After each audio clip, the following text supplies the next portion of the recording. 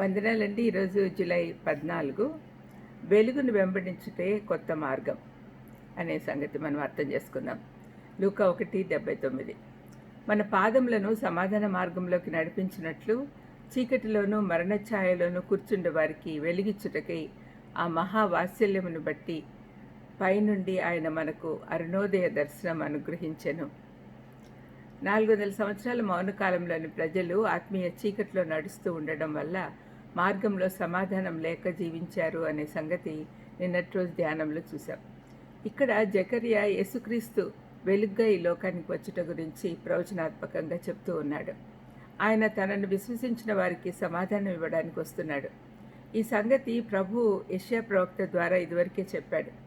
యెషయా 59:16లో సంరక్షకుడు లేకపోవట ఆయన చూసెను, మధ్యవర్తి లేకుండాట చూసి ఆశ్చర్యపడెను. కాబట్టి ఆయన బాహు ఆయనకు సహాయం చేసెను, ఆయన నీతియే ఆయనకు ఆధారమయ్యను అని వ్రాయబడింది. దేవుని బాహు అంటే ఇంకేంటో కాదు కానీ యేసుక్రీస్తు ప్రభువే ఈ లోకంలోకి చీకట్లో ఉన్న వారికి వెలుగిచ్చుటకు వచ్చాడు. దేవుడు కనికరంతో వచ్చాడు. ప్రభు బోధ మొదలుపెట్టినప్పుడు ప్రజలందరూ వెలుగు చూశారు.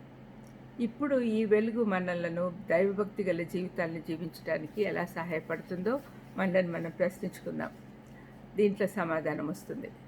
ఆత్మీయ గుడ్డితనంలోనూ మరణఛాయలోనూ పాపమనే చీకటిలో ఉన్న వారికి క్రీస్తు అనే వెలుగు 3 పనులు చేస్తుంది. మొదటిది, వెలుగు ప్రత్యక్షపరుస్తుంది, సత్యాన్ని ప్రత్యక్షపరుస్తుంది.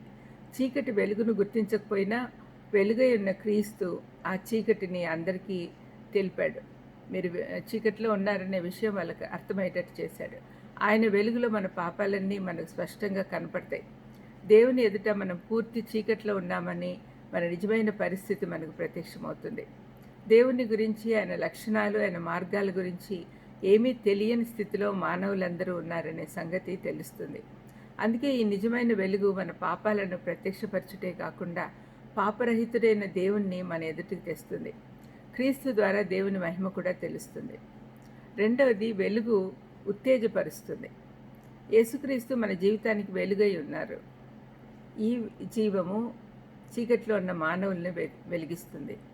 మరణఛాయలో కూర్చుని ఉన్న వారికి జీవము, నిరీక్షణ తెస్తుంది.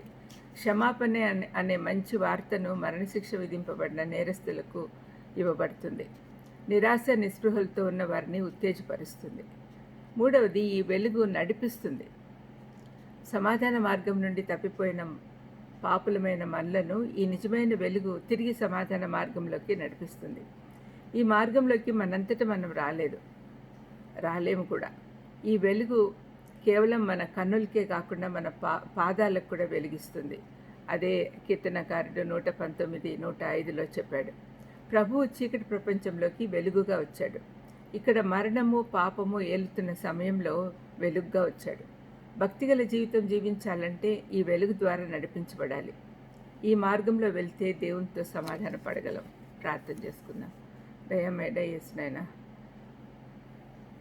కొత్త మార్గం, వెలుగు మార్గం, మీ వెలుగు మాలోకి ప్రసరింపచేసుకొని అది ఇతరులకు ప్రతిబింబింపచేసే భాగ్యం మాకు దయచేయమని, మీ వెలుగు మార్గంలో నడుస్తూ మీ దగ్గరికి చేరుకునేదానికి అవకాశం ఇవ్వమని యేసుక్రీస్తు నామమున వేడుకొంచున్నాను తండ్రి.